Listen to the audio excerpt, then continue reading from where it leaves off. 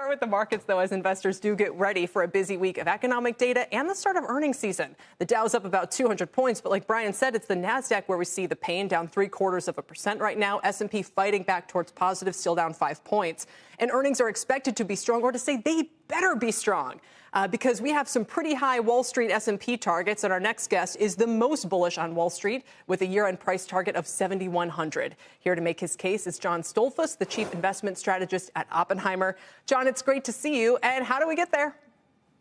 Well, Kelly, very simply, it's got to be good fundamentals, and that means a sustainable level of economic growth, the Fed making progress on inflation, business doing what it does best, do business, and the consumer remaining resilient, and jobs numbers resilient. And on top of that, effectively, what you're looking for is an environment where jobs keep growing. We've got all of that now, but we've got a bond market tantrum based on the fact that there's some very heavy-duty players who want the Fed to lower rates much more than the Fed currently wants to do. And we think the Fed's doing the right job, and we think they will do it, because I don't think they're going to force Jerome Powell to do anything that he doesn't see as warranted. So you think that's all? Well, I don't want to say all this is. You think it's a tantrum to make sure the Fed doesn't cut? Wait, make sure that the Fed... Wait, tell me again. It's an emotional reaction, and it's also a tactical move by traders. I mean, there's two types of investors, and there are many types of investors, but the two types of investors, basically, you've got traders tend to be leveraged. The cost of leverage has gone up significantly since March 2022, even with the 3 rate cuts that we had earlier this year. And then you have intermediate to long-term investors. For one thing, I mean, where the 10-year is now, consider the fact what it really means. We're at levels on interest rates where bond issuers, whether it's the U.S. government, municipalities, corporate entities, or others, effectively are paying for the privilege of borrowing money again at a fairly normalized rate. Well, and, John, to Kelly's question to open up the interview. Hi, by the way. Thanks for coming on. Good to see you, Brian. What happened? Borrowing costs for 10-year bonds are now 1% more than they were 4 months ago. That's a gigantic move for the bond market. What happened?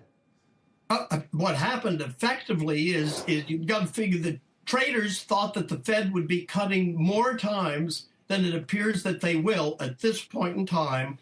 They look at it, they thought it was going to be much more than 2 times, and it looks like the Fed could cut maybe once in mid-year, once at the end of the year. But you've got to figure traders, especially leveraged traders, and I'm thinking of hedge funds, what do? They're highly leveraged. They've placed bets. All of a sudden, the reality is, based on that hot jobs number that we just had, based on the CPI expectations, based on what we were seeing last week in terms of the jobs number, all of that says economy is doing better than expected. It's showing resilience, which means the Fed probably won't cut. You got to reposition. So you got to sell positions that were bullishly placed for rates to come down more than they're likely to. That's a lot of what's happening right now. And you even hear people talking about recession risk at the current levels where the 10-year Treasury is. We've been here before.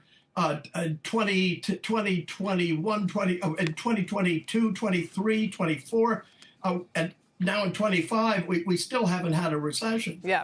Judd, it's not, I know people always say, earnings estimates of 15%. Maybe that happens, maybe it doesn't. We're always here. We always go one way or the other. It's not the earnings that I kind of get stuck on. It's the news flow that might come out of the incoming administration, because when you look at the plans, if you look at what Stephen Moran is writing about and saying, and it's going to be up to him, but he's going to be an important player in this administration. And he's talking about, there might be taxes on Treasury bonds. We're looking to raise revenue. It's like this is a clear plan and focus to try to change the prevailing global monetary system of the past 30 or 40 years. I can understand if the market's a little jittery around that. That's what makes me wonder more about getting to 7,100, even if the fundamentals for companies in the near term are pretty good. Kelly, you have every right to think the way you do, but I disagree with you. I think, if anything, I think the administration here is putting all the cards on the table and is shuffling things around. How they actually come out of this, I'm not an apologist for any administration, whether it's the Biden administration or the Trump administration. But I must say, I think Trump is interested in his legacy here. I don't think his intention or any intention of the members of his future cabinet are likely to be to cause a recession. And I don't think Jerome Powell is planning on it right now. Yeah. I do think that innovation that is powering everything will help corporations, and innovation that exists today but is growing almost on a day-to-day basis will likely help companies and the consumer navigate a period of transition, which is what we're in. I've been in this business since 1983 when Paul Volcker was in his second term. So I've been through many rate cycles, and this is to be expected. And the end of the curve that's unsatisfied here will say rates are too high. The Fed needs to cut, and the Fed's going to do what it feels right. And this is the Bernanke legacy Fed with Jerome Powell at the helm. That really is remarkably communicative, and I think it's been very straight so far. And to be clear, I hope you're right. I very much hope you're right. That would be awesome. John, thanks. Appreciate it today.